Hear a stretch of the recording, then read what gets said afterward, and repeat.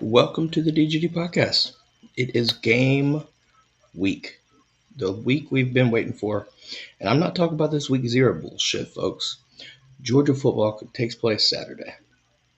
I'm Robert Reynolds. Keon, Kobe. How y'all doing tonight? I'm doing pretty good. How about y'all?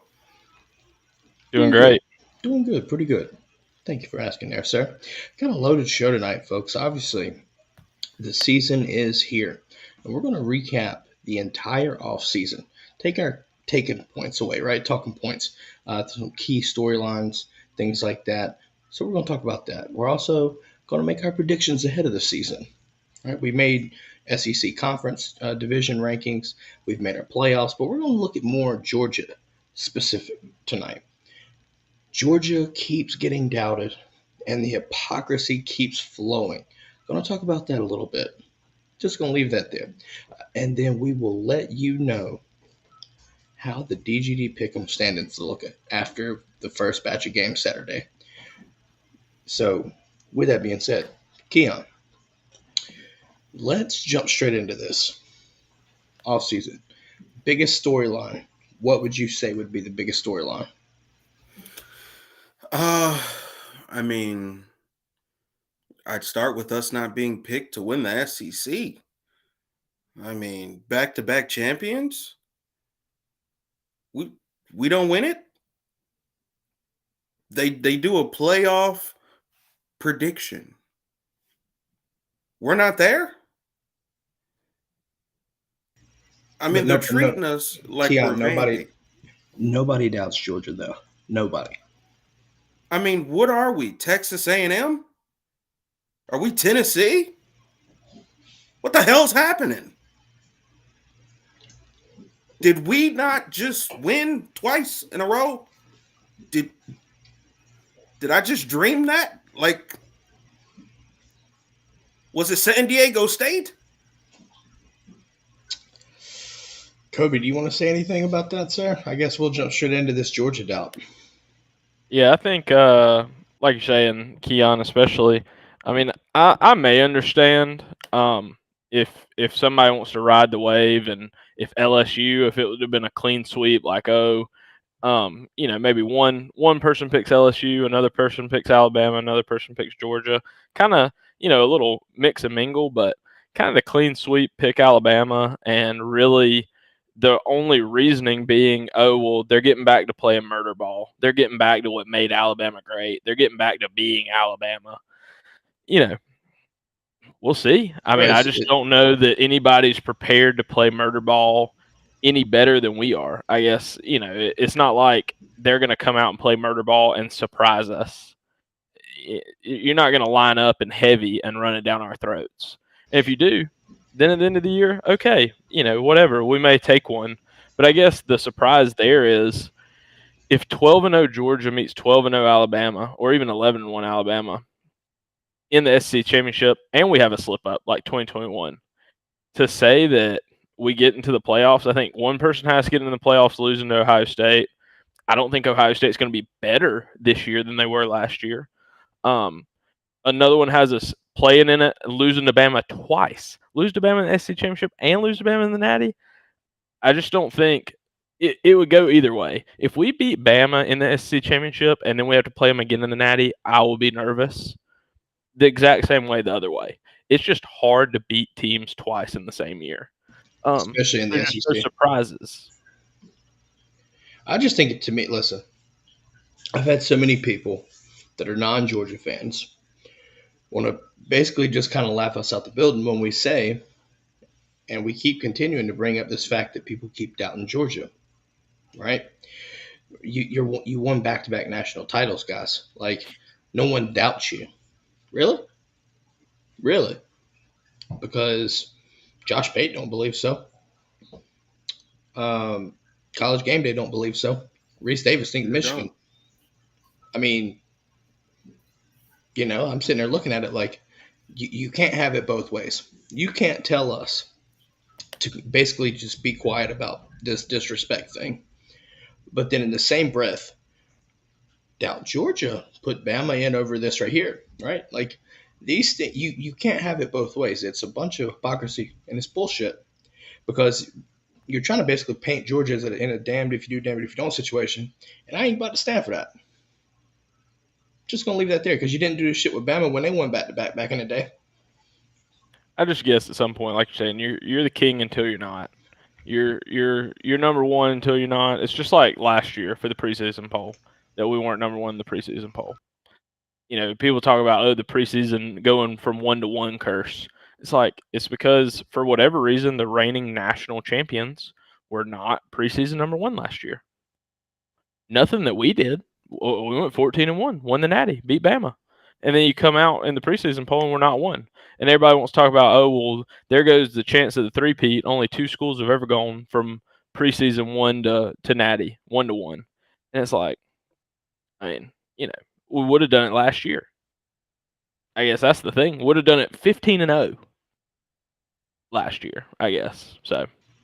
I mean, at the end of the day, though, man, it's just funny that like the national media will literally say that no one doubts Georgia, but in the same breath, you literally have Georgia missing out on the playoffs, not winning their conference, right? Like, it just proves the hypocrisy, right? And listen, you're going to hear fans talking about the disrespect, right? But if you think we're bad, just wait till what Kirby Smart just got because you just gave him rocket fuel. See, my thing is like people try to paint a perspective, just like y'all been saying, right? Oh, well, they'll start throwing in the excuses. Well, if this would have happened and if that would have happened, do y'all still 3P? Do y'all still go back to back? Like we didn't have adversity that we had to overcome? Like Nolan Smith didn't play half the year? Like Nolan Smith. A.D. Mitchell was out for a while too. Right.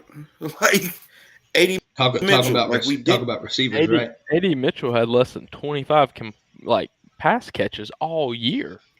Right. Yep. Right.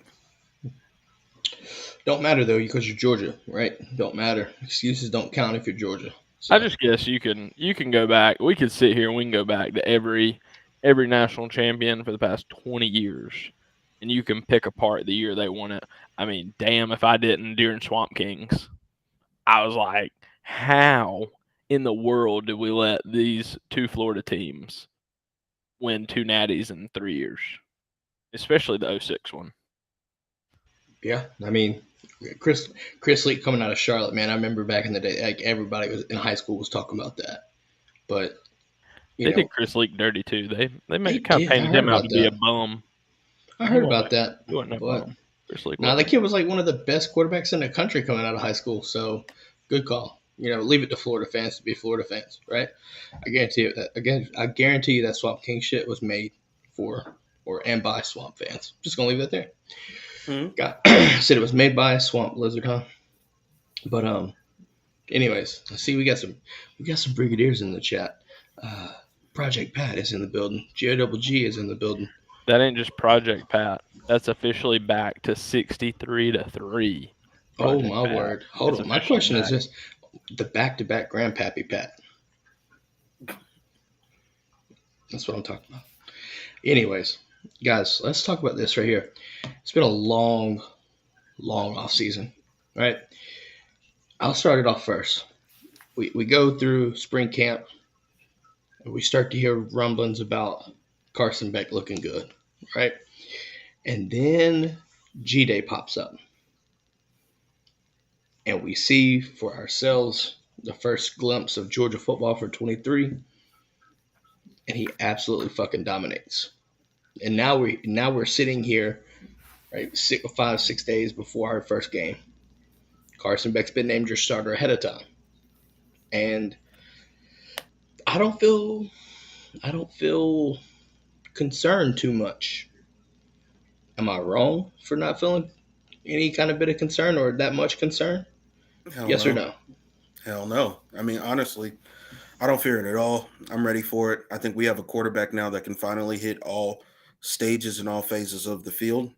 I think we have wide receivers um, that, I mean, honestly, are going to come out here and dominate, not including Brock Bowers. I'm excited to see what we do with Oscar Delp, another name for people to pay attention to this year that we haven't really focused on a lot is Dylan Bell. I'm gonna be excited to see how he gets worked into the fold. And I do want to say something about the games that have taken place so far, but I'll save that for a later segment. But yeah, no, I'm very confident, very confident. And see, I think it's great you bring up Dylan Bell today too. I mean, most of us, any of us, have been on Twitter today, have read that he's been getting a good bit of work at running back. And it's something we talked about last week. Of you have 3 running backs right now, 3 scholarship running backs that are injured, probably going to miss or very limited reps the first game or 2 at that point. You can't take 2-3 guys into that game because you never know what can happen, a rolled ankle, something like that. So it's nice to hear Dylan Bell's getting some time. He was going to be hurting probably a little bit at the actual receiver for time this year. So to get him on the field, I think he's a playmaker. Even heard they've put old Brock Bowers back there a time or two at the old running back. So talk about scary things. I would hate to see Brock Bowers running downhill at me. You know what though? With all the contact that comes from that, that's just more chances of him getting hurt. So I'd be careful with how much you do that specifically. But I mean, a lot of people. I don't remember if a lot of people know. Dylan Bell came out of high school as a running back and receiver with his high school team. So and listen, I heard he did pretty damn good too, getting those. But honestly, though, if this were to be a thing, right? You look at. I'm gonna use an example here. Dak Joyner at South Carolina gets reverted from a receiver to a running back. That's by necessity, right? But I think what I want to bring forth is the receiving capabilities and the potential, right, for something like that. I think that matters because, in my opinion, Dylan Bell in space with the ball in his hands, pretty nasty stuff, if you will, and I think you look at Mike Bobo is going to find ways to get the guys into space and create opportunities. And I think that opens up a different situation in the running back room, especially if guys are kind of behind on rehab and stuff. I mean, what do y'all think about that? Go ahead. Yeah, I was just gonna say, I'm with you. I think running back is just one of those positions this year that, like you're saying, you need them. You need them to be healthy. You need it because Kirby's always going to want to establish some kind of a running game. But at the end of the day, like we're talking about, you're going to be able to supplement that a little bit early on with like some screen games, some short passes, some ability, some hurry up to get those quick yards. Um, obviously down the stretch, game 3, it'd be nice to have a couple guys healthy, but especially by game 5, because that's where the SEC schedule can really kind of beat up on you. You know, it it'll be interesting. It'll give Bobo some good chances to kind of play with different things in the early weeks, even while still trying to be, you're going to see a very vanilla Mike Bobo week 1 and week 2. I think you're right there. Um, I do. I guess this. Well, that would kind of bode into a different segment. I'm gonna keep that for myself. But speaking of new faces, right? Obviously, Bobo is right back in under the helm. Right? I think we saw that immediately after um, Todd Monken goes to Baltimore. We've talked about our expectations for this offense, but I'm gonna rehash this. Mike Bobo has had prolific offenses at Georgia, right? From a Georgia perspective, I mean, he still holds the record for points per game.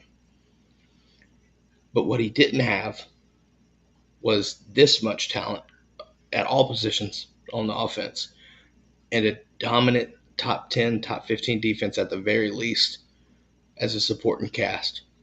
And I think while a lot of people look at his time as a coordinator at Auburn, South Carolina, I genuinely think people get that misconstrued with what he's going to be able to do at Georgia.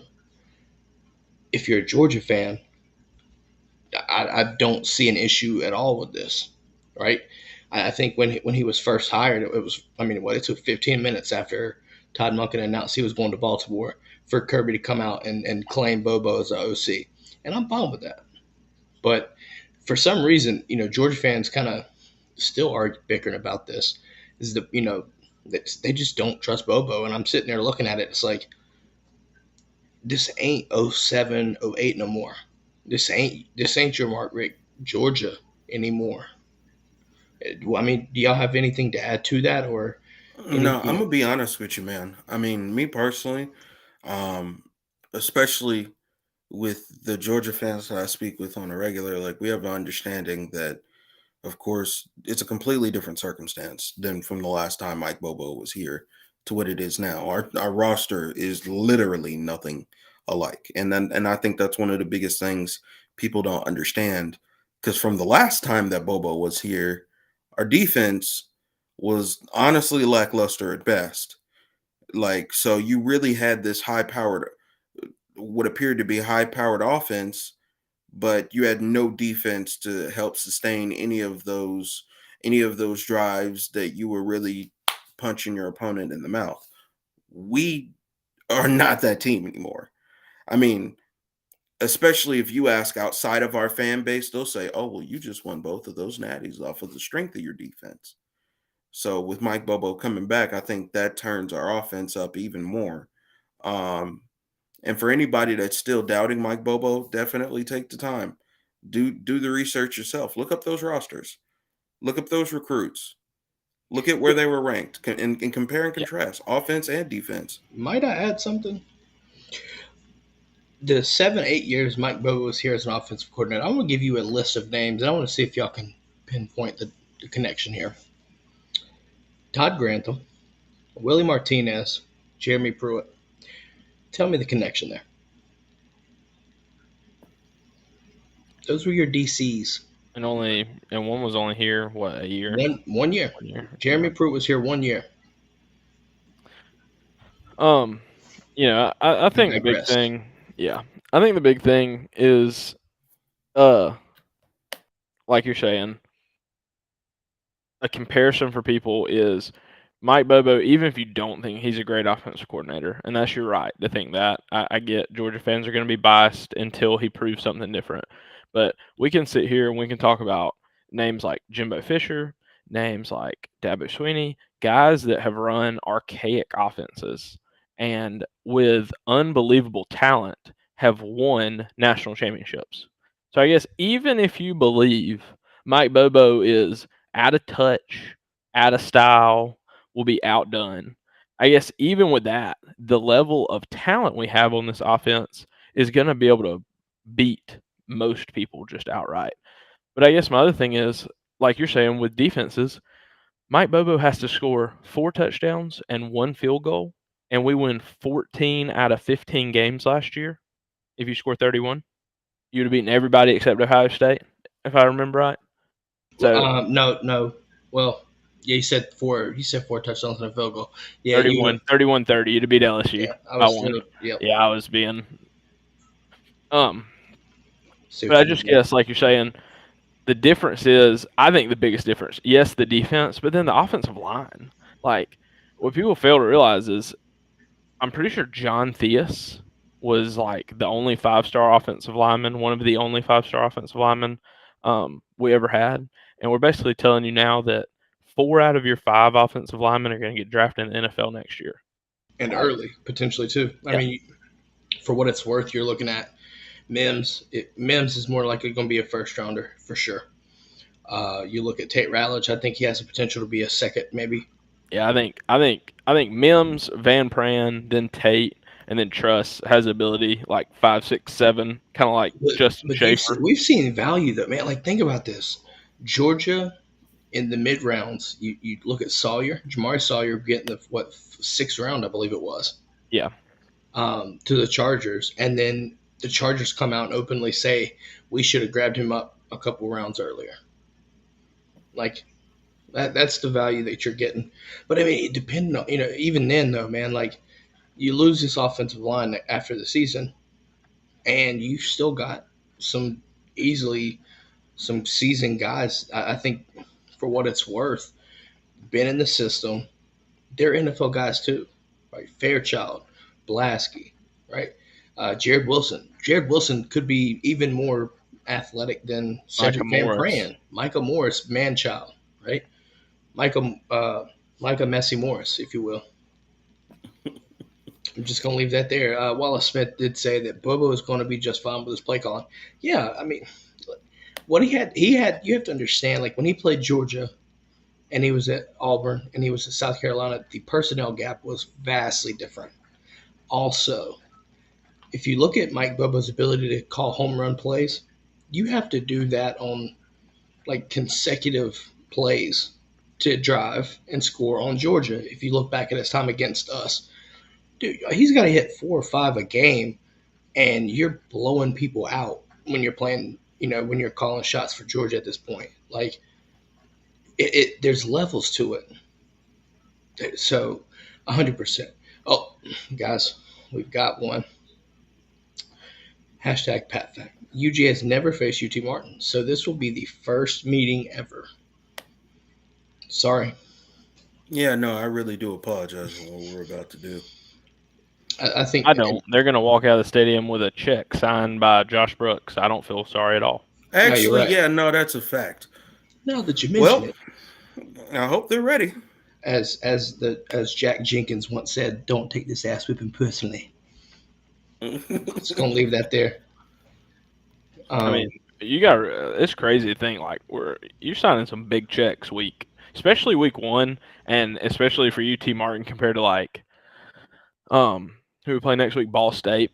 Yeah. The difference between a 6 o'clock first game and a noon second game, the stadium will be bumping this Saturday night.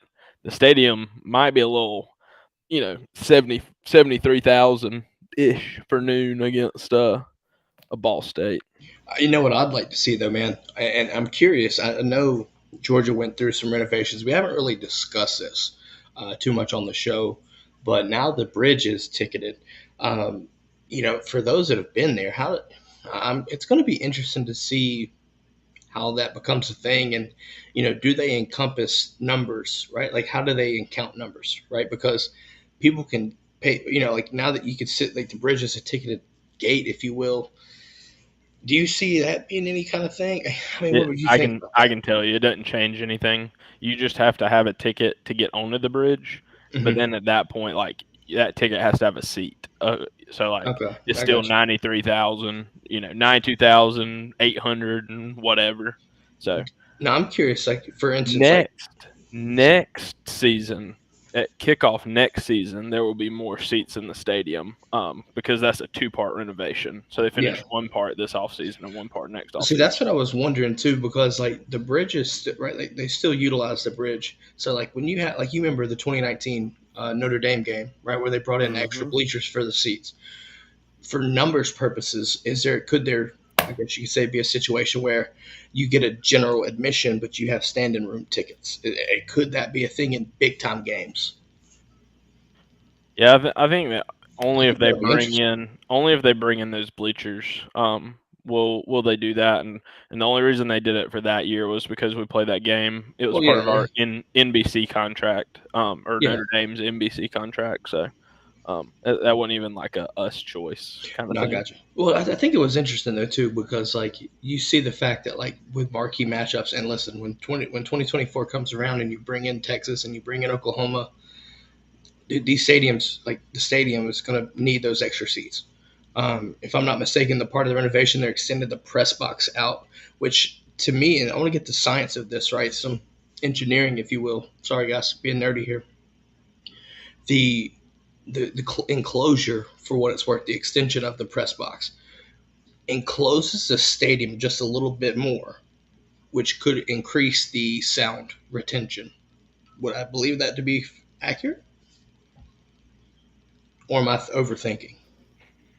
It's not a huge addition to the press box really. The big thing I think what it does is it um kind of takes the steps forward into, okay, now we have some more press box seating. Okay, now the bridge is closed. Okay, now the bridge is like permanently going to be closed. Okay, now in 3 or 4 years, we're going to slowly start closing in the bridge side of the stadium. I think that's what it kind of um, You it's feel like it building could be towards. foreshadowing? If you do that, then I think that's if you do that. I know Dooley had mentioned wanting to keep that open for right, but at the same time, with the way the landscape is changing and how much revenue is driving these sports, right, especially football, the discussion for that is got to be coming at some point, if not already, I mean, because 100K. I would say you you're have on to the go more road. than that. You're You on the have to road go to more. 100K for sure. That has to be the threshold, the minimum threshold, in my opinion. You have to make that happen. I think if you enclose the stadium for what that's worth, then that's easily And I'm not talking like full enclosure, like where it would be like a bowl. The yeah, problem is right now it's just very much like a U almost, and I'm just talking about enclosing it just a little bit more, maybe on yeah. one end. Like like the West End Zone, kind of like I don't know if you do anything like that, but it's not going to. What you're saying, it's not going to be like a Ella. It's not going to be a Death Valley. It's not going to be a Bryant Denny type enclosure at all. I do think it would be nice to see though get to 100,000 though. No, for real. And that's something I'm really hoping that like we honestly accomplish. Because I always thought with like the renovation moves that would be made, I thought we would be moving towards that 100,000 anyway. I mean, you can't tell me you can't find another way for you to add another what 7,500 seats.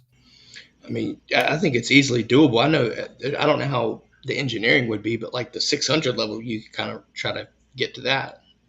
I mean, like I said, I don't know Big engineering. The big thing is like anything, and I don't know this for sure, but you want to put in as much premium seating as you can as well. I think the easy answer would be to extend the 600 level, but how many people are going to buy those tickets compared to if you extend the 200 level Well, kind I of think thing? another thing though too though, Kobe, is this: you have the McGill's and all that stuff right with the season ticket holders, right? Like I guarantee you, if you did 600 level, you're telling you're telling me that I could sit there and pay the Hartman fine, right?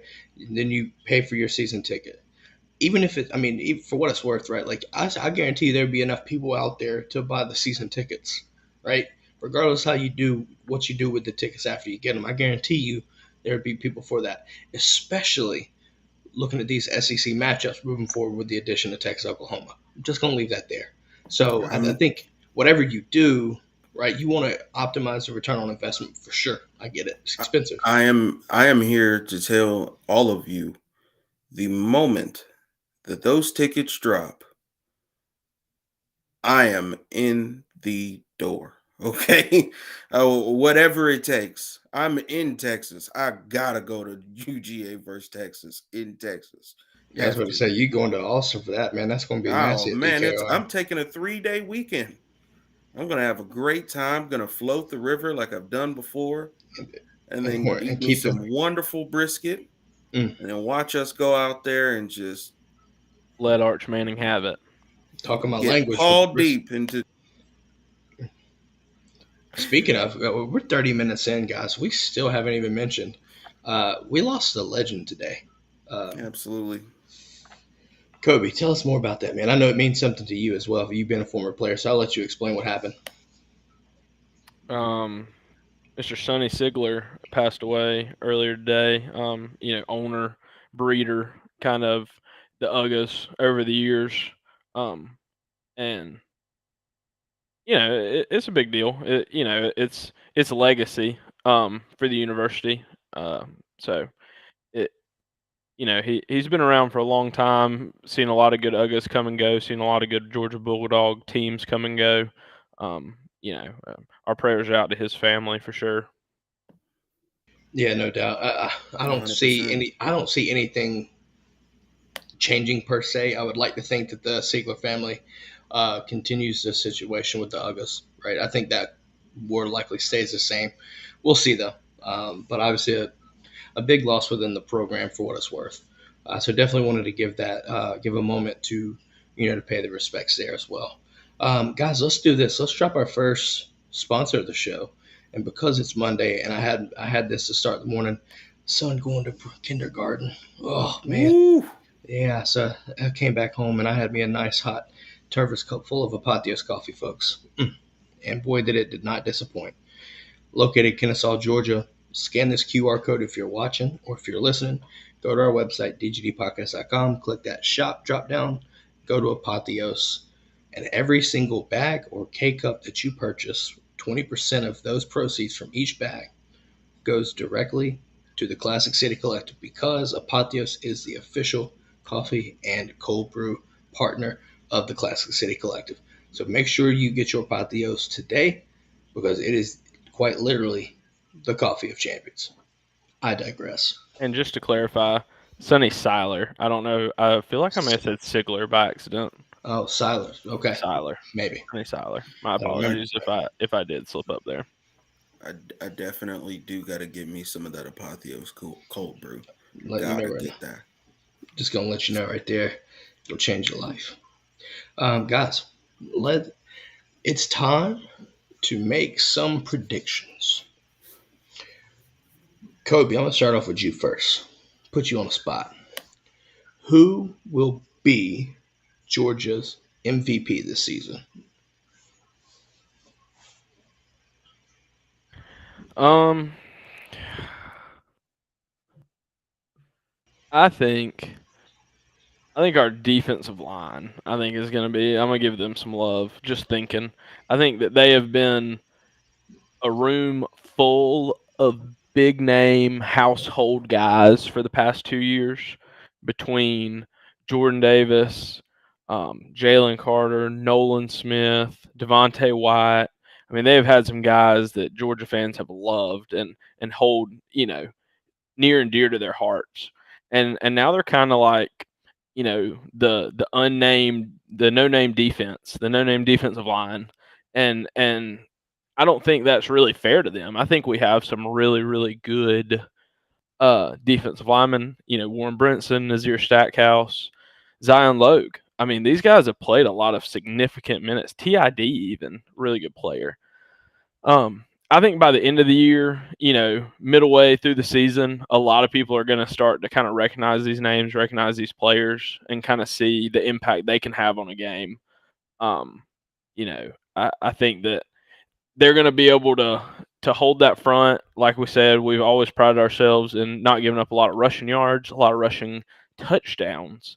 I think I saw something the other day that like we're the only team that hasn't given up 10 rushing touchdowns in a season in like I think like 6 or 7 years, or like 5 or 6 years, I guess. Something crazy since like 2018. So that trend kind of continues, and I think those guys are going to have a big year. I think one of those guys probably even ends up in the first round of the NFL draft this year to kind of keep that flowing. Absolutely. I see, looks like Ducati's in the building saying Herb Street. No one's out in Georgia. Also Herb Street. We bow to Saban. Coincidentally enough, I saw this and I thought this was ironic. David Pollock wants to question it, right? Saying that Georgia's the new standard. Now, coincidentally gets fired from College Game Day, and now everyone's picking Bama. So Ducati might be onto something. I digress on that though. Just going to leave that. Just going to leave that there, and we'll get back on topic because we could be easily falling back down the rabbit hole. I'm going to go ahead and jump mine before anyone takes it. Carson Beck. Carson Beck. You took it. You took it from me. I mean, he has every single weapon you could imagine around him. A defense to support him. And a play caller that's going to optimize his skill sets. He better be the MVP. So, mine's simple. Keon, before we jump yours, DeMarco Kendrick. So we did ask for the chat, for the brigade, to let us know who their team MVP prediction was in the comments. DeMarco Kendrick says Javon Bullard. Not mad about that. And then Ducati also mentions Carson Beck, not a new QB. But Keon, I'm going to let you let us know who yours would be. Mine would honestly be Carson Beck. I mean, I think this is a guy who's, he had the opportunity, of course, to go somewhere else and probably potentially start sooner, but he stayed here. He was locked in, and now he's finally given the opportunity to go out there and ball out. You have Mike Bobo, who's going to play to his strengths. I mean, Todd Monken said it himself. He fully believed that Carson Beck was going to flourish in his system. So for me, I mean, when you take into consideration the defense, you take into consideration, of course, the weapons that were added to the squad that he's going to be able to also optimize off of. I think this is going to be the best opportunity for him. And I think he's going to go out there and really prove a lot of people wrong. Like I told y'all, there were people telling me that Bo Nix was finna get drafted before Carson Beck, and I almost threw up. Like it was utterly disgusting. Did you take your Pepto? Man, people are bloated at the brain and the mouth. It is disgusting. Nausea, heartburn, indigestion, upset stomach. Yeah. Diarrhea. No, I'm playing. No, that's what happens when people talk shit, right? Just don't leave that there. For real. No, in all seriousness, though, right? DeMarco does bring up a good point, Javon Bullard, right? Making that transition from star to safety. I think you look at Javon Bullard as being one of the key cogs in that defense, especially from the secondary perspective. He's a leader of that secondary. It wouldn't surprise me to see that, but I think another name that, and I think there's potential candidates, right? We obviously haven't even mentioned on offense Brock Bowers, arguably the best player in college football. So you have that right there. But I'm going Pop Johnson as well as a potential candidate. And the reason being is because he's so important to that defense, right? Holding down the middle linebacker spot, right? Kobe, we've talked about this. Keon, we've talked about this. That middle linebacker spot is one of the most important pieces on that whole defense, without question. And you got a damn good one there. So if Georgia's defense does their thing, you have to look at, Pop Johnson being one of those guys, right? Mm-hmm. Are there any other names on this team potentially being a candidate for your MVP by season's end? I mean, I think you could sit here and you could argue the O-line needs to have a big year because you don't have near as mobile of a quarterback as you once did. Obviously, like Stetson Bennett was able to move, kind of create plays with his feet. It was kind of the reason he's kept getting the nod all these years. Not saying Carson isn't mobile and can't make things happen here or there, but he's definitely going to be more traditional pocket passer. I think that you could pick through either side of the trenches and say that, it's kind of like that's the SEC. Games are won and lost in the trenches. Yeah, I mean, I think you look at the entire offensive line unit could be the key, right, for an MVP. Um, Michael Williams was brought up by Ducati, and Jeff Hightoft mentions Kamari Lassiter being a dark horse. I like that one. I think that'd be interesting too. I mean, there's so many potential candidates, right? This defense and this offense is loaded. So, I mean, hell, we haven't even mentioned a running back at all. I mean, it could be right, maybe kind of your hesitancy, but I don't think any of them you could make me believe could be the most actually, From the valuable 99s player. to and the then the 2000s, 2000s. baby. Yeah. I knew it. I knew it. I mean, I love Cash, but he can't run without an offensive line. So, I mean, I just most You're trying to valuable. beat us on a Yeah, technicality, Kobe, and it's not working because Cash Money Records hold it down for the 99 to the 2000s, baby. Sound like Paul Wall for a second. Sorry, guys. That 5'9", baby, holla at me. Oh word, oh word. But no, in all seriousness, man, like another name that I think the last one before we move on to our next category, Lad McConkey. I think Lad McConkey could be a guy. Um, Dominic Lovett. You could just name him. Any one specific receiver potentially could be. Um, but those were our key guys. Next one, Keon, I'll put you on the spot. Uh-oh. Breakout player of the year for Georgia. Who would you say? Offensively, my breakout player of the year would actually be Oscar Delp. Oscar Delp. I think he's going to get. Those white men are dangerous. That's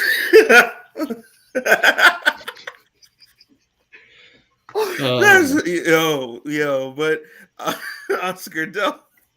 I would say Oscar Delp.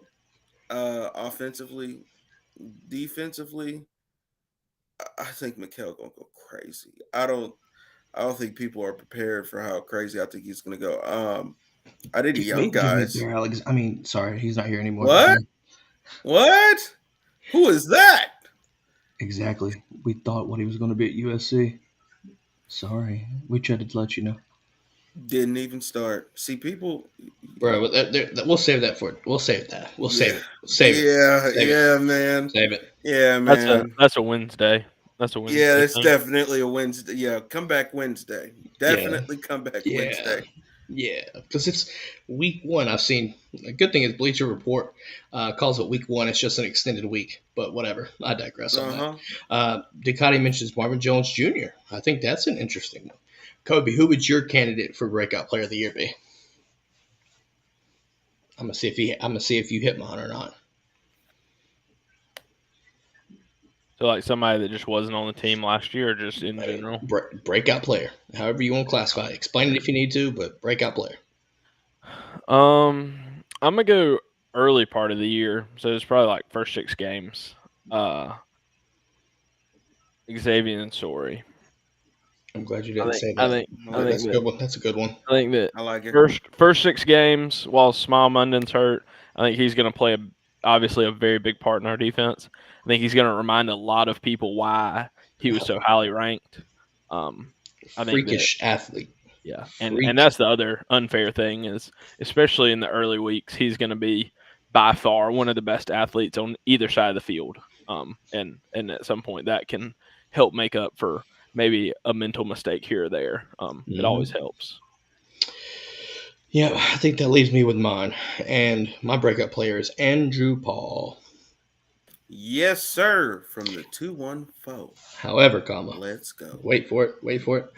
Them white men are dangerous. Give me Cash Jones as well. I'm gonna start, guys. You're gonna understand. You're gonna understand. I'm just gonna. Yeah, we gotta find the meme. This is a forewarning for the season ahead of time. So if you're listening, if you're watching, you about to hear a lot of that. I'm just gonna leave it be. I digress. But no, in all seriousness, man, Andrew Paul. Obviously with Branson being out for the season, and you have Dylan Bell potentially looking back there as well. But listen, Andrew Paul coming off of, if he's fully healthy, the potential for him to have a breakout year it's up there. It's up there. But if I'm going defense, I think my defensive candidate would be TID. because I think he becomes consistent. And when he becomes consistent, that's just gonna be what he needs. We've seen flashes of him, right? But you haven't seen that consistency. I'm gonna make the prediction he gets the consistency, defensive breakout player of the year. So there is that. Right? Kobe. Make your prediction for team captains. If you had to do, well, I know they vary based off of each game, right? But let's do this. Let's be specific. They do year-long ones as well. So let's do year-long captains. What are your predictions for that? Cedric Van Pran will be Okay. one. He's already been one. He'll be one again. See that? Probably Pop. Pop will be one. Being kind of leader of the defense. I would say, let's see, who else is going to be leader? Probably Carson. I think that it just tends to happen that the quarterbacks get put in big leadership roles. And then Brock Bowers. That's probably my four. So you said Cedric, Carson, Pop, and Brock. I'm going to go with my four is this. I think you have to go Cedric. Cedric is going to be he's got to be one. Brock Bowers is another one. Kamari Lassiter, I think, would be the third. I was going to say Javon Bullard, but I think Kamari. But I also think you could see. I'll go Carson. I can see Carson. I think it makes sense, right? The captain, typically you have a quarterback there, so I think you can see that. Yeah, I kind of agree with that because I think that's honestly what mine would be as well, especially with Carson for how long he's been here. Keon, hold on one second. There's a comment that from a breakout perspective right before we started doing this. I just now saw that, and I think this is a good talking point. We're going to mention it, but I'm going to let you finish first. All right, I'm going to pull a Kanye. I'm going to let you finish, but we touching that subject after what you say. So go ahead. Who's your captains? I mean, mine would be honestly the same as yours. Like I would have Carson, I would have Cedric Van Pran, I would have Kamari Lassiter. Wait, you said 3 or 4?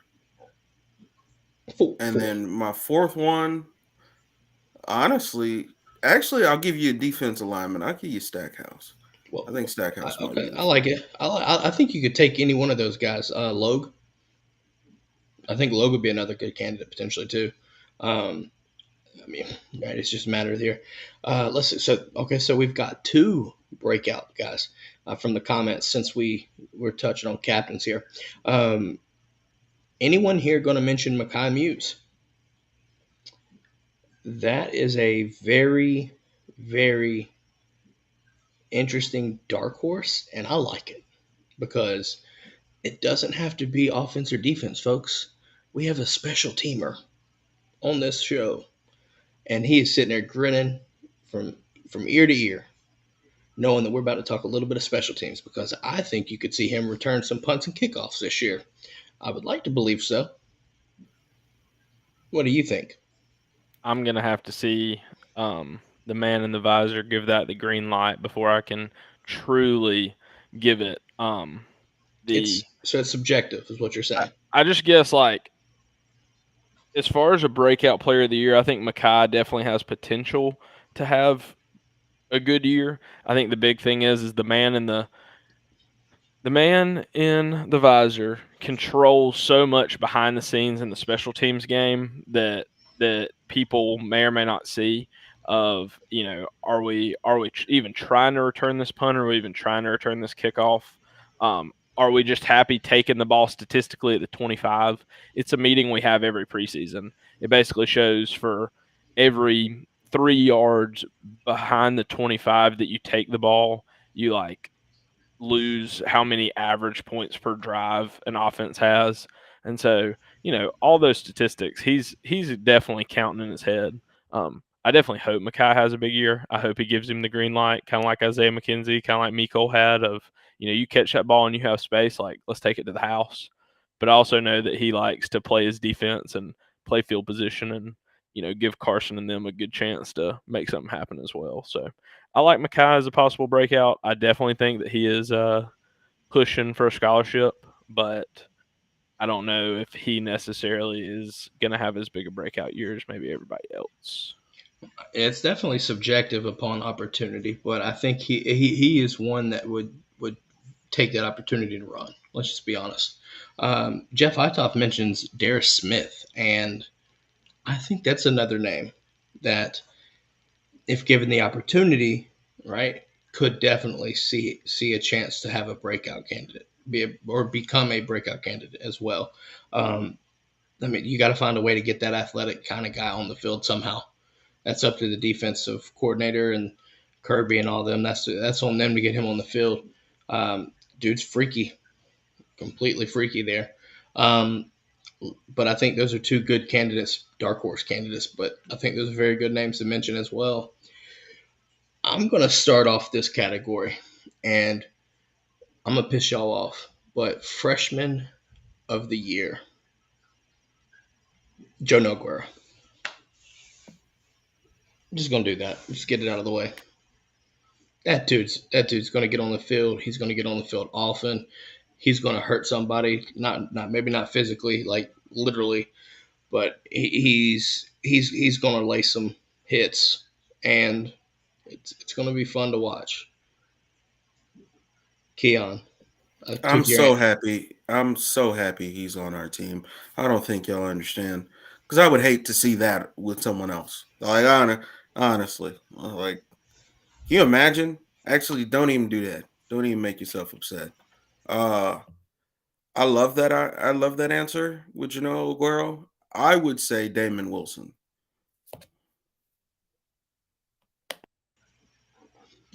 I think Damon Wilson's a good name pick as well, but on that edge though, man, you have to understand though too. Impemba was getting a lot of run at the last practice with the ones at the edge. That's another one. So it's going to be quite interesting as well. As to my pick here as well, Ducati also mentions Aguero has been consistently described as violence personified. It shows. I saw what he did to Anthony Evans. Sorry, Anthony. Yeah. I saw what he did to you. Yeah. Tough one there. Tough on that one. His closing speed though, man, is nasty. It's actually dangerous, because at one moment you don't see him in the picture at all, and then the next moment he's making contact. So it's. I mean, Kirby was literally interviewing when he made that play, and it was like, "Oh, nice play, Janelle." Like, yeah. First off, that second defense, as young as they are, Jesus Christ. Kobe, I'm gonna let you finish your name as well. Go ahead.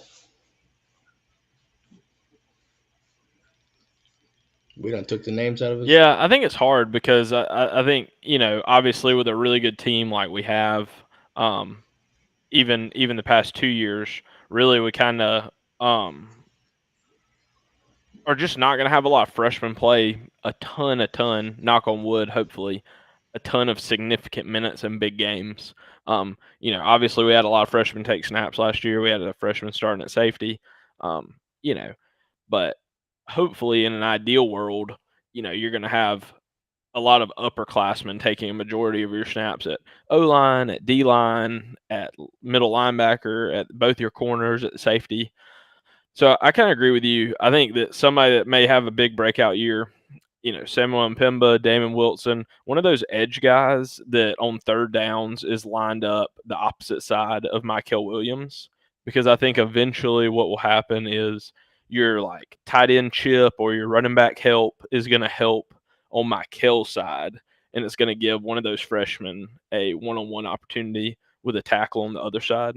Just could really make for a big year statistically with either hurries or knockdowns, sacks, pressures, kind of the whole thing. So whoever ends up coming out victorious, if it is Mpemba, with the first team, I think that person could have a big year.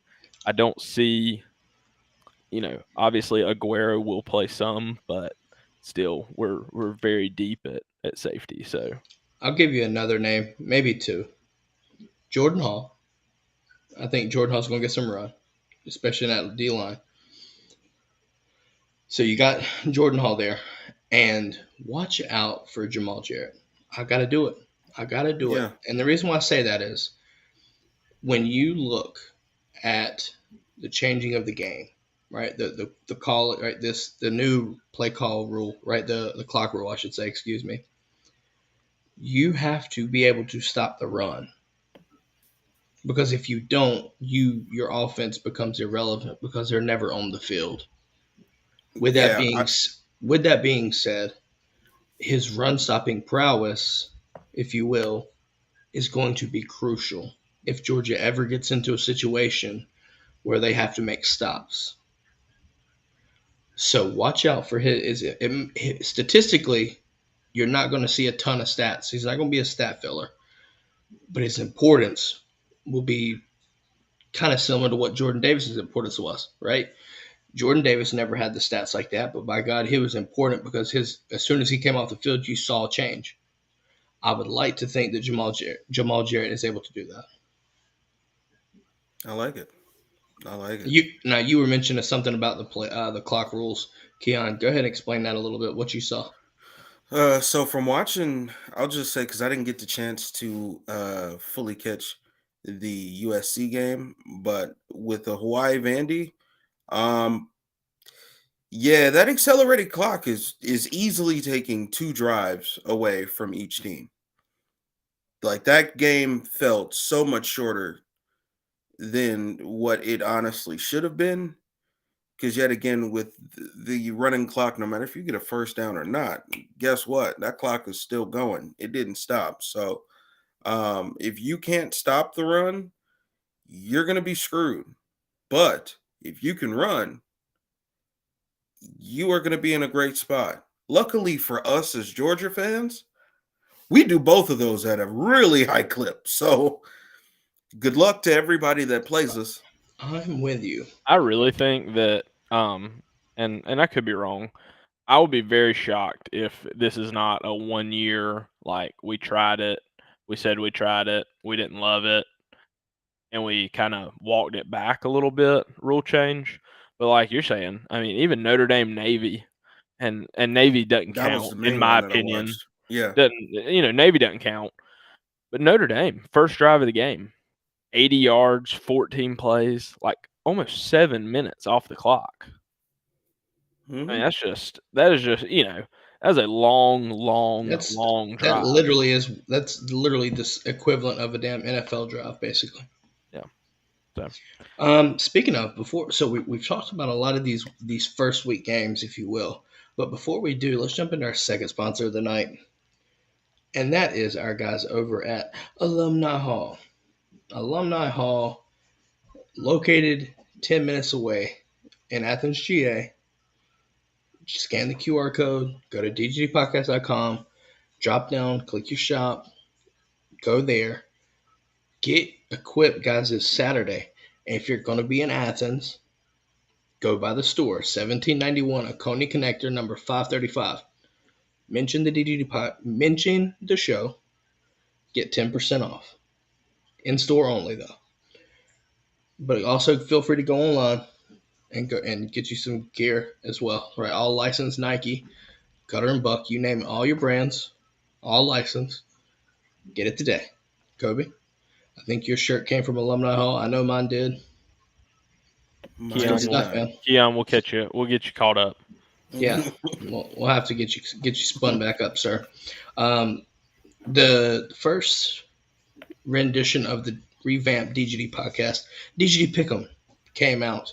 So here we are with the standings after the first 7 matchups. Boom, right here. The Brigade, 6-1. Impressive. You're back where you already were last season. Keon came in 5-2 with 5 points on the season so far. Kobe went 6-1 as well, so just follow the Brigade. Juan with a perfect 7-0. He's not even here to defend the crown yet, but he's starting off where he left, and I'm not happy about that because I'm also starting off where I left, 4-3. So just for those that are watching, the records will only apply for the Brigade. The points will not, because the Brigade is not responsible for our upset and our lock picks. So the points will be for the co-hosts. The record will only apply to the brigade will only have the record applied to them. So do not worry about points. Just get the correct picks from the poll, by the way. Make sure you follow us, DGD Podcast, or the DGD Podcast on Twitter. We drop our polls every Sunday. Pick the 10 games. Be a part of a winning culture.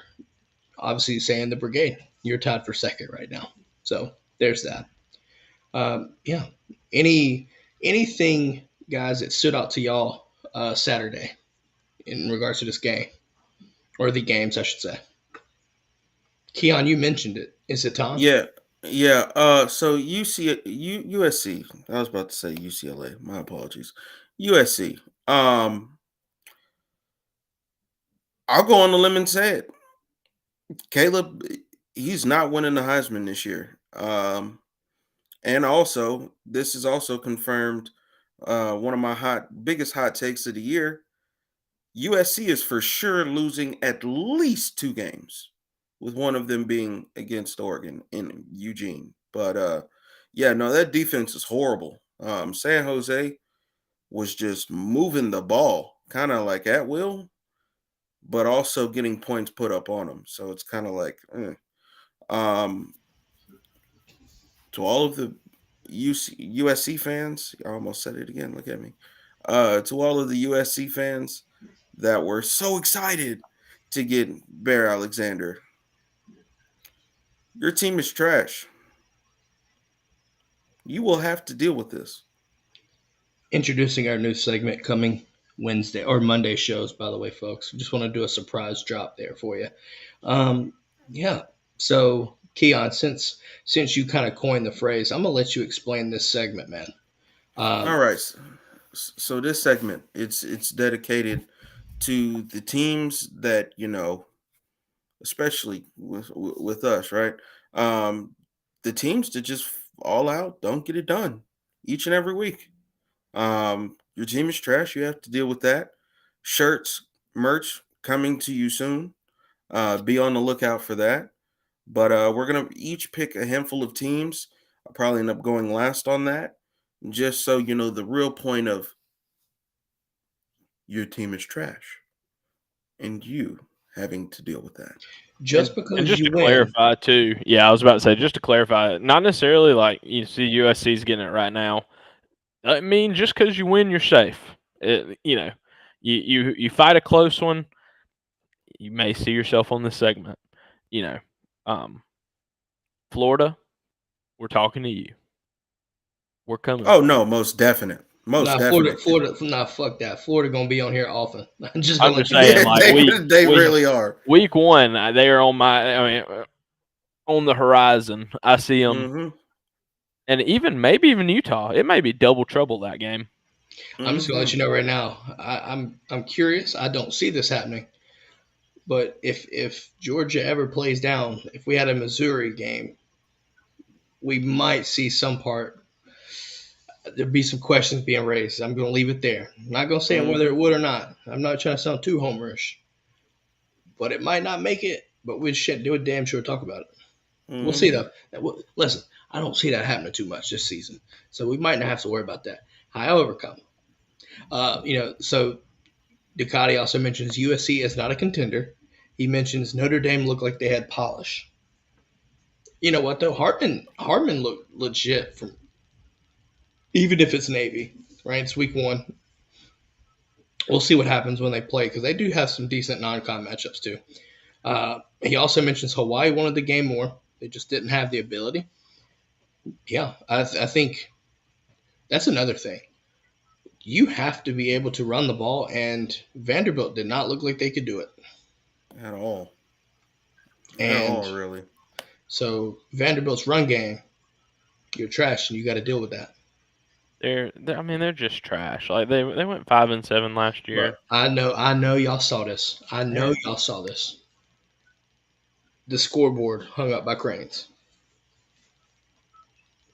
I'll be honest, I didn't even watch the game. It I got did. delayed. It got delayed, and I mean, I don't really care how Vandy does. So Yeah, no, I'm watching Vandy close just for my own Florida narrative. Um, yeah, no, that was interesting to say the least. Glad they enjoyed playing in that Yeah. high school. Then it seemed like there were some interesting games that it was kind of a questionable thing. Like I'm starting to question this whole week, the first week of games, right? If you're gonna do that, man, just give us like the five. Like this week is the right time because you've got 5 full days of college football, right? Like 5 days with college football on the TV. You see what I mean? So that's just my thoughts. Ducati mentions. Let me ask gentlemen something. If you saw the score of the Southern Cal San Jose State game and it had been Georgia, how would y'all feel? Hmm. I would never be happy giving up 28 points Fuck no. to a team I of that caliber. I mean, I'd be sweating. It's the same thing last year. USC. I saw some USC fans talking about like it's no different than our Kent State game where we gave up all those points. I mean, we were very upset with the way our defense performed Yeah. against Kent State.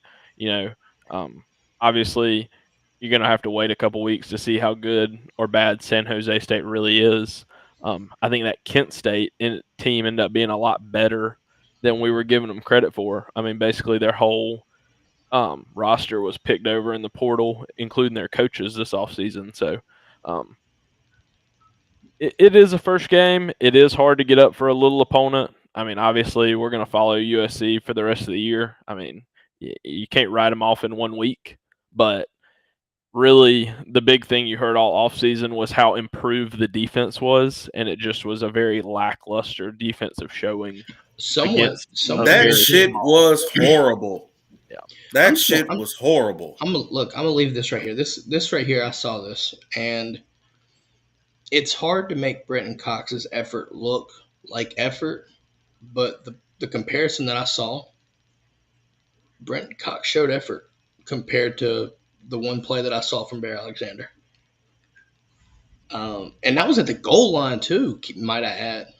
Like he looked uninterested, man. Like you didn't see that. It's not the same guy from what he was at Georgia, at least from an effort perspective, in my opinion. We'll see how that plays out ultimately. But Philip Mixon mentions losing Todd Monken's huge. Yeah, we spoke about this earlier. Obviously, I do think that's an important departure, but I do think that Mike Bobo will be just fine. We explained that. So, Philip, if you want to go back through and take a listen or watch, you'll understand where we're coming from with that. Guys, so we've got our 10 matchups. Oh, you're getting close up. I was getting nervous there, man. You made me nervous for a second, Coach.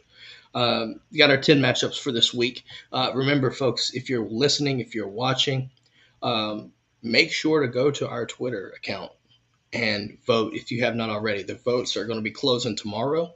So you have Florida versus Utah. You've got Louisville taking on Georgia Tech. You got Colorado and TCU. The battle for Miami. And what I mean by that is Miami, Ohio versus Miami. Virginia taking on Tennessee. Boise State versus Washington. LSU and Florida State. Clemson versus Duke. The Battle of the Carolinas, USC and North Carolina. And then obviously the Georgia and Tennessee Martin game. So keep that in mind.